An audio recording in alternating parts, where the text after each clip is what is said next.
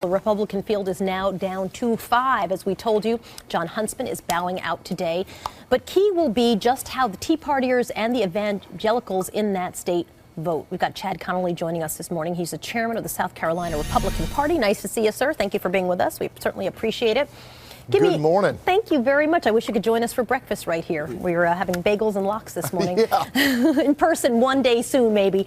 Let's talk about the impact that you think the Huntsman dropping out of this race really realistically has.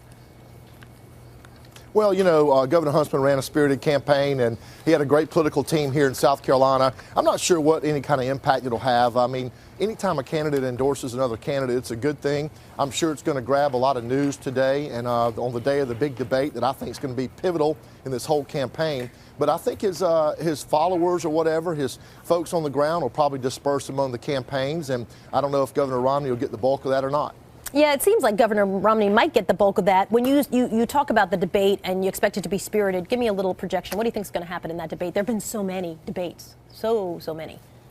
Well, you know, I've been telling people this is just the third in South Carolina, and I was with my family over Christmas, and we have 4 families since my wife and I were both widowed, and it was an interesting focus group, actually, because I was surprised at how few of them had actually seen an entire debate.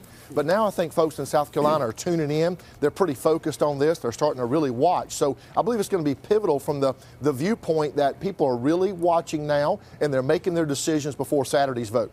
I love a man who uses his family as his research. That's a very good thing. Rick Santorum, I do the same thing in my family, too. Extended families are good for that. That's Rick right. Santorum has said that he thinks that anybody who's supporting Mitt Romney is crazy because he says he cannot win. I want to play a little bit of what he said. And unfortunately, the man who's leading the polls here in South Carolina, if you believe him, is someone whose plan was the basis of Obamacare. Now, in an election where this is the central issue, freedom, the traditional values of this country, of free people, free markets, free enterprise, not top-down government control, why would the people of South Carolina put out there someone who we lose that issue with? Who's wrong on that issue? Do you think that's a compelling argument? Why would the people of South Carolina do that very thing? Because if you look at the polls, maybe we can throw up a graphic right here. Mitt Romney's winning at 29%. This is a South Carolina poll, likely primary voters. And Santorum is down, way down, at just 7%.